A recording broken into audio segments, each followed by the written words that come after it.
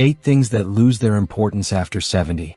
As we grow older, we naturally find that some things we once worried about fade away.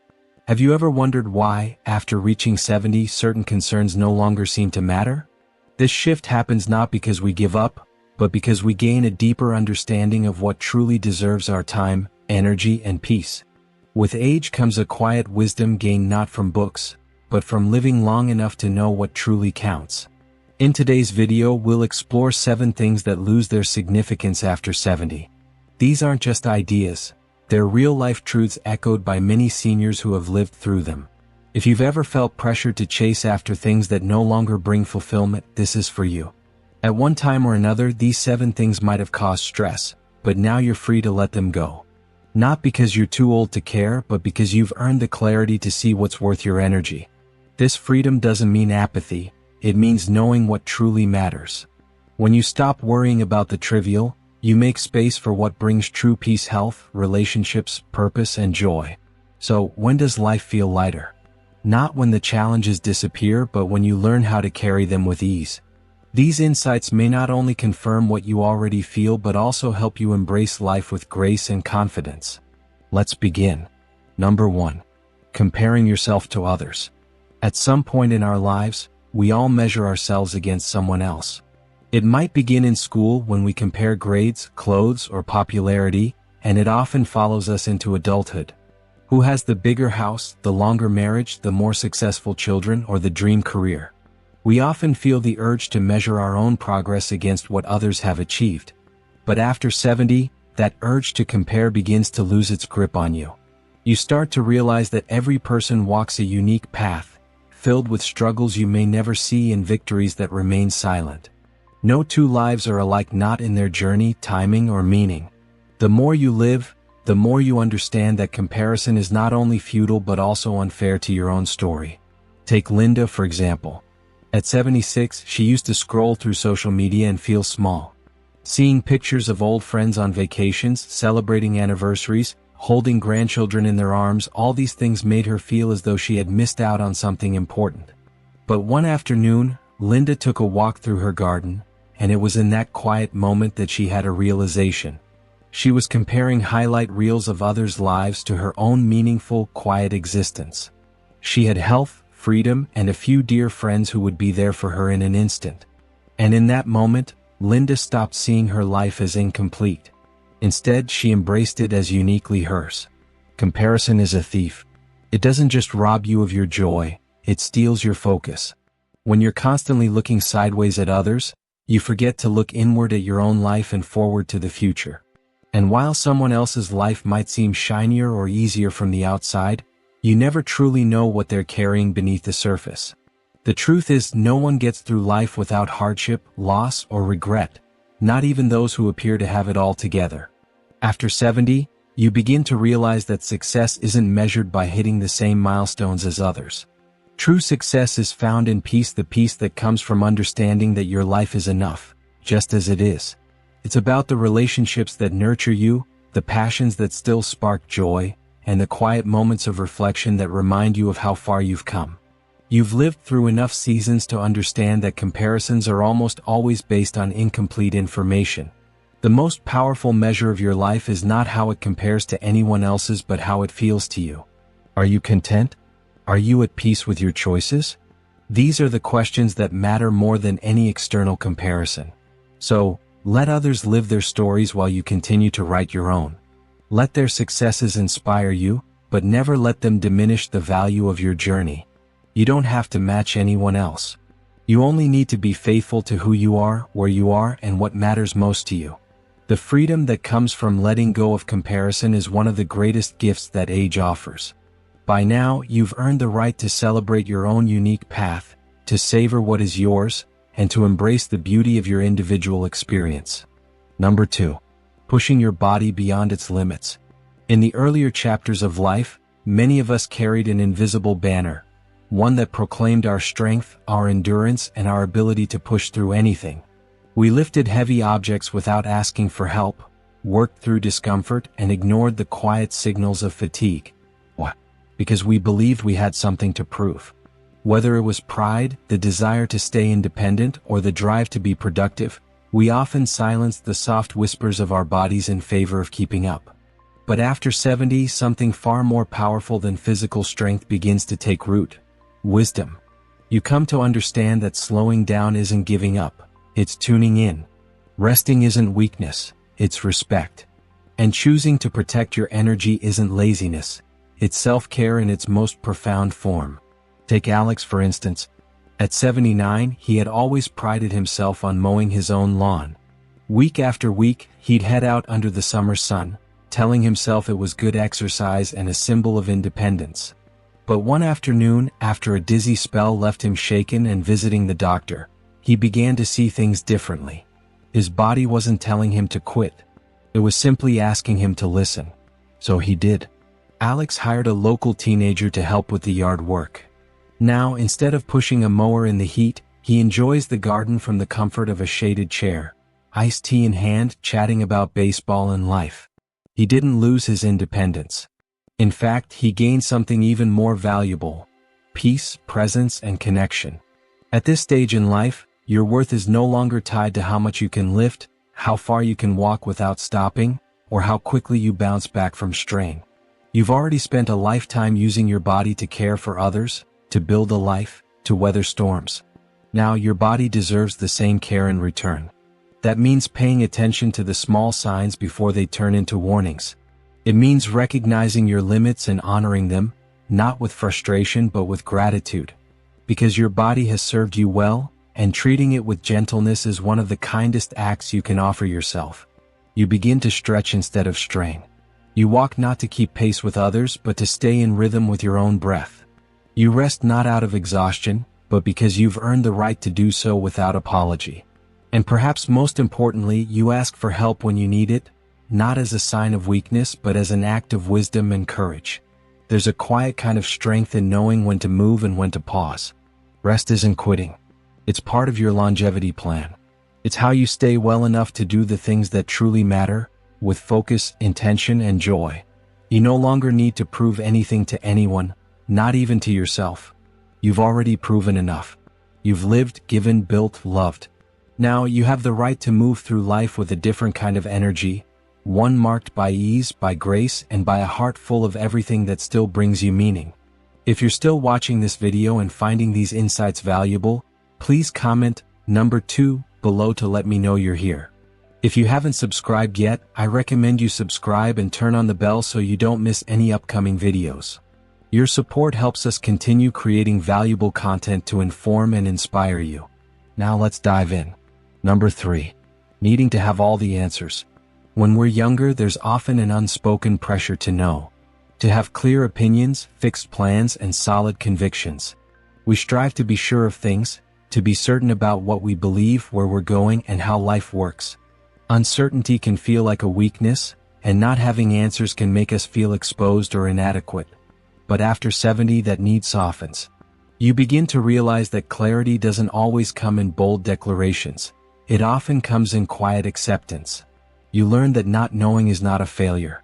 It's a form of openness, a sign of humility, a gateway to deeper wisdom.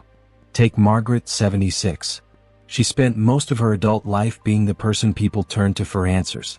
At work, in her family, in her community, she was the one who had it together.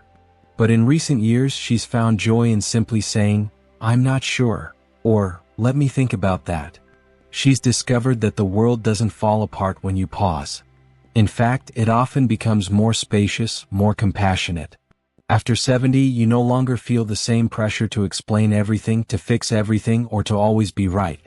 You become more comfortable sitting with questions. You start listening more, to others, to yourself, to silence. And in that space, a different kind of knowing emerges, not intellectual but intuitive, not rigid but wise. There's peace in letting go of the need to always lead the conversation, to always have the final word. Instead, you find strength in curiosity, in wonder, in being present with what is, rather than trying to make sense of what might never be fully understood. You begin to embrace that life isn't a problem to solve, it's an experience to live. And some of its most beautiful moments come not from answers, but from the questions we carry with grace. So if you find yourself still wondering, still unsure, still evolving, take heart. That's not a sign of decline. It's a sign of growth. You're still learning, still deepening, still becoming. And that, at any age, is something to be proud of. Number 4. Regretting the past. We all carry moments in our hearts that we wish we could rewrite. A missed opportunity, a harsh word spoken in the heat of the moment, a decision that, in hindsight, could have been handled differently. Regret, in its quiet, persistent way, is something that follows us through the years, lingering in the background of our lives. But after 70, something within us begins to soften. You start to see your past not as a collection of mistakes but as a roadmap that led you precisely where you needed to be. The more you reflect, the more you realize that every moment, both the joy and the sorrow, has shaped your depth, your strength, and your wisdom. Take John, for example. At 82, he spent years replaying a decision he made in his early 40s. He turned down a job offer that would have paid more, but it would have meant relocating. For decades, he wondered if that was the wrong move. But now, sitting in the same home where he raised his children and watched his grandchildren grow, John understands something much deeper. That decision, while uncertain at the time, gave him stability, presence, and a life rich with relationships that still matter today. What once felt like a regret now feels like a blessing in disguise. Regret loses its power when we meet it with compassion. After 70, you've earned the right to stop judging your younger self. That version of you was doing the best they could with the knowledge, resources, and emotional capacity they had at the time.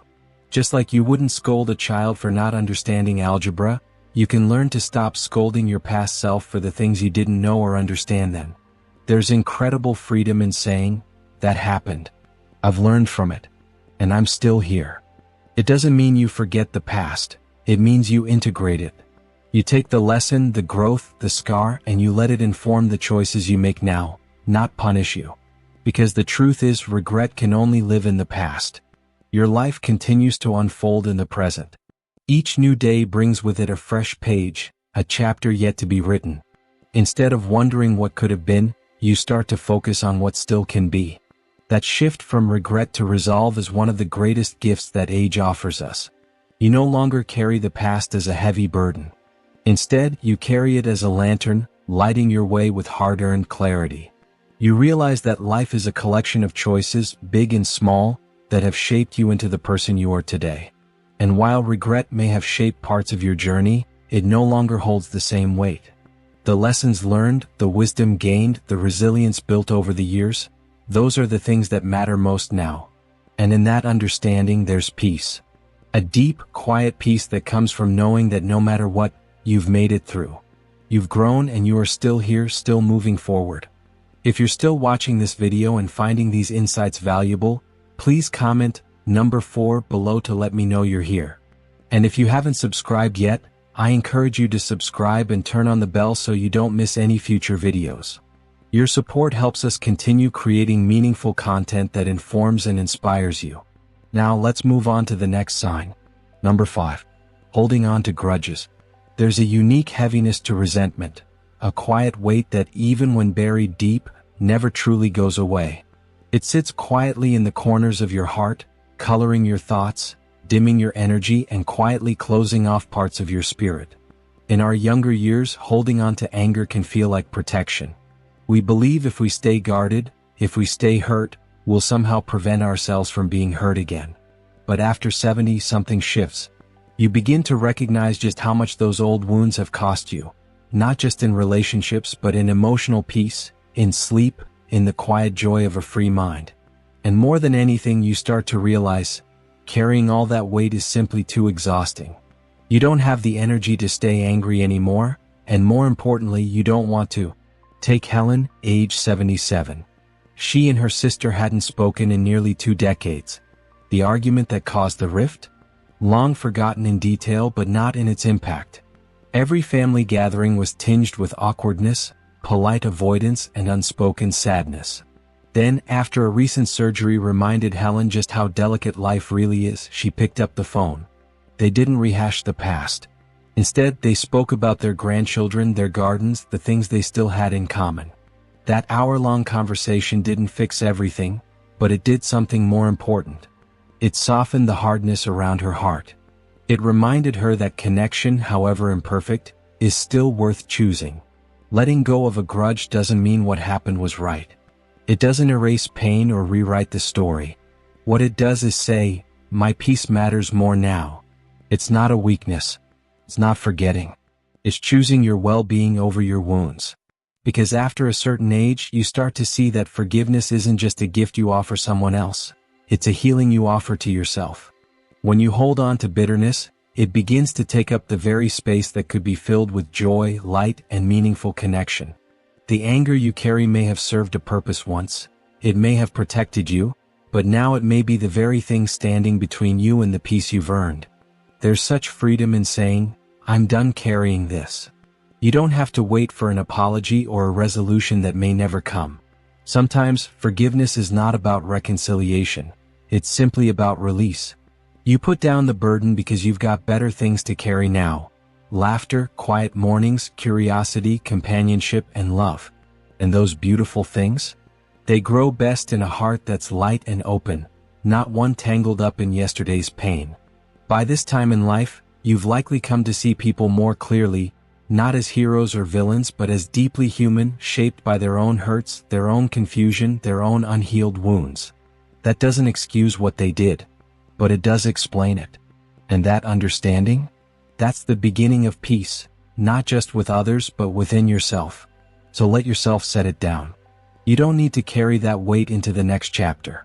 You've already carried it long enough. Now you're free to step forward with a lighter heart and a spirit ready to receive all the goodness that still awaits. Number 6. Rushing to meet someone else's timeline.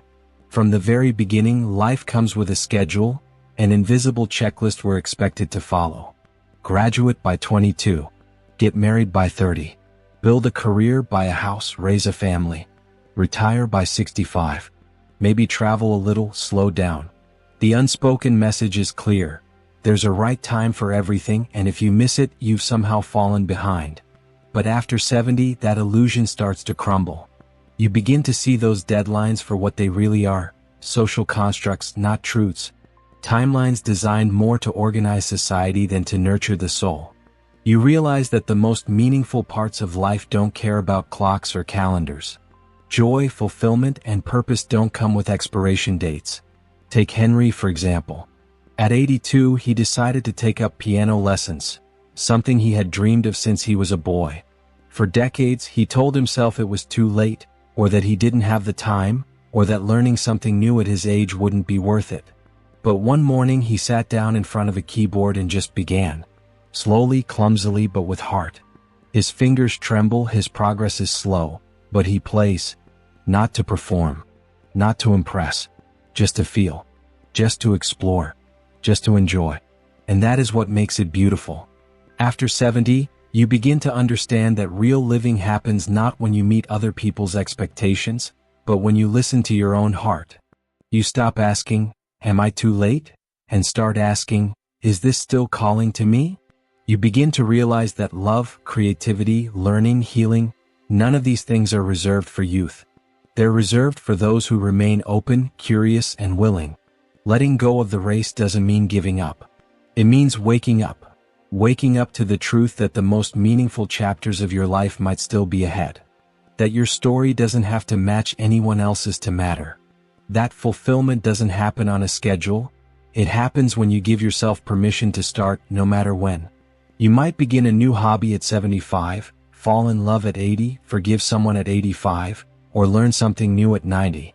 And each of those choices will be just as valid, just as worthy, just as rich in meaning as if you'd done them decades ago. Because the soul doesn't age the way the body does. It remains vibrant when we continue to respond to its quiet nudges. So if there's something tugging at your heart, don't silence it with the words, it's too late. Instead ask, does this still matter to me? And if the answer is yes, that's reason enough. You're not behind. You're not late. You're simply arriving fully into a moment that was always waiting for you. You've earned the right to write your story at your own pace, to tear up the timeline and follow your own rhythm. Because in the end, the only real deadline is the one we create when we stop believing in possibility. And you, dear soul, are still full of possibility. If you're still watching this video and finding these insights valuable, please comment number 6 below to let me know you're here. And if you haven't subscribed yet, I encourage you to subscribe and turn on the bell so you don't miss any future videos. Your support helps us continue creating meaningful content that informs and inspires you. Now let's move on to the next sign. Number 7. Trying to follow trends. In today's world, there's an almost constant pressure to stay current, stay sharp, and stay with it. From the latest fashion choices to the newest tech gadgets, or even the latest lifestyle trends, society often sends the message that if you're not keeping up, you're falling behind.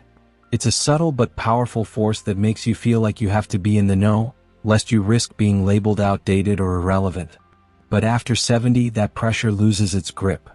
You start to see things more clearly.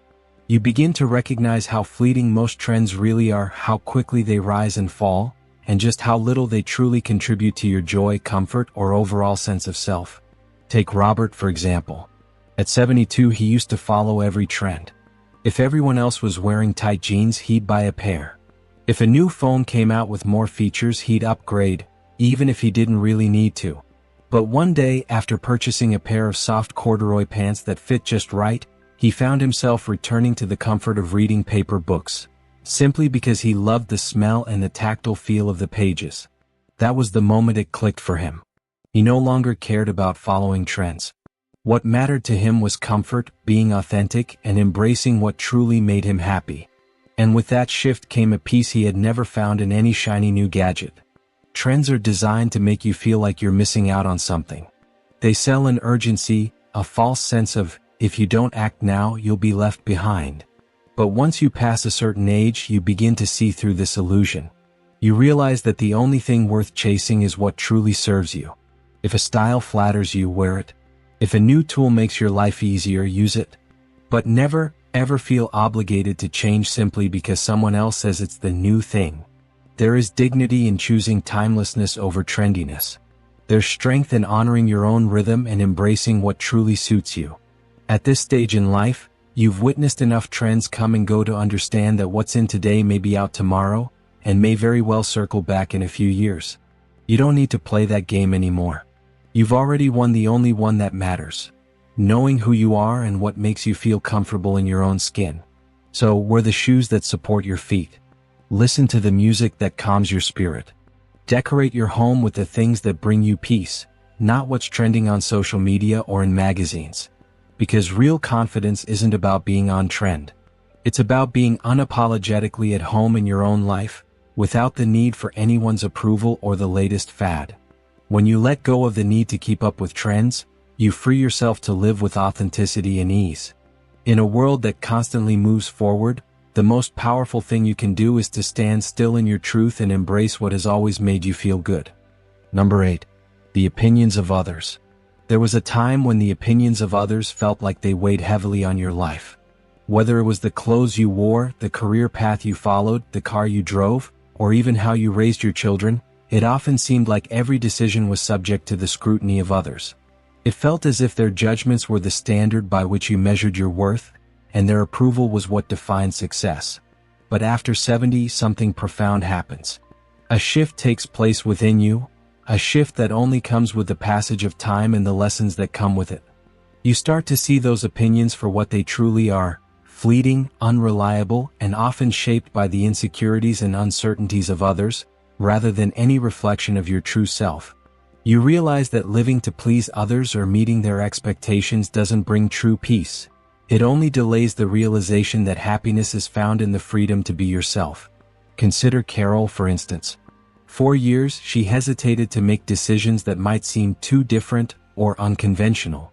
She worried about what her neighbors might say about her garden, or what her family would think about her decision to pick up painting once again after so many years.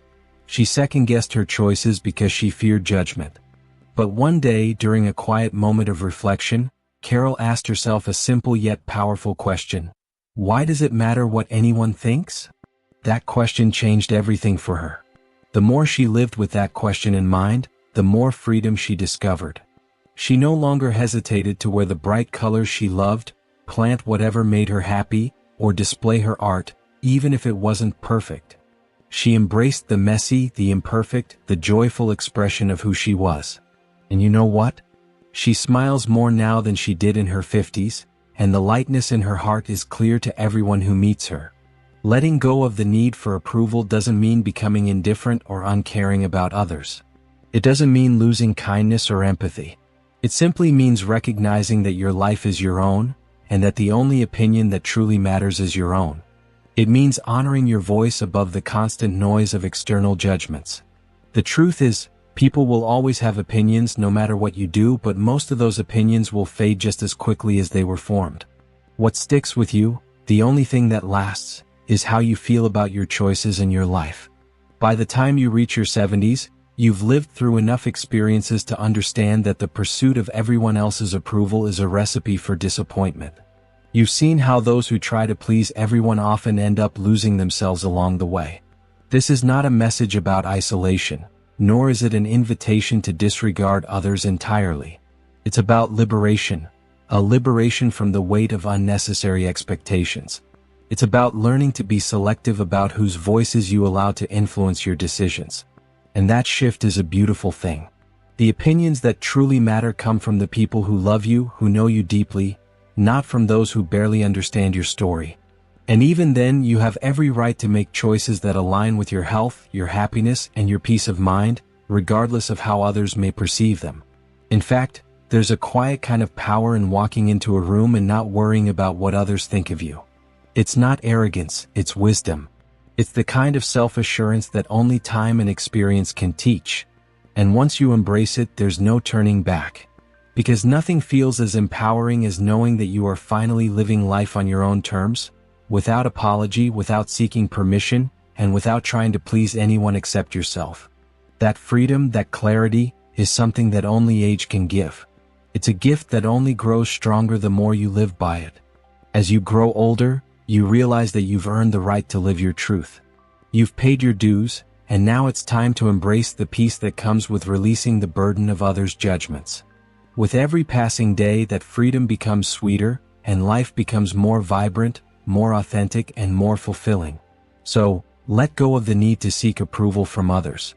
Live your life with purpose, with passion, and with the understanding that the only opinion that truly counts is the one you have of yourself. Final thoughts. By the time we reach 70, something extraordinary happens.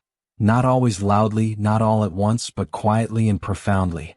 The things we once clung to, approval, comparison, urgency, regret, begin to loosen their hold. And in their place, something far more valuable begins to take root: peace. You no longer feel the need to prove yourself. You begin to trust the pace of your life.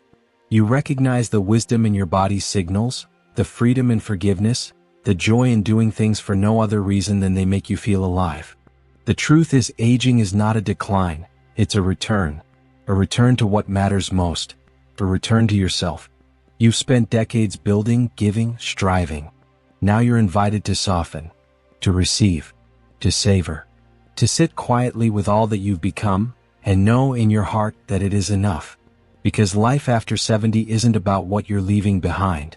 It's about what you're stepping into. A slower, wiser, more grounded version of freedom. A deeper kind of joy. The kind that doesn't ask for permission.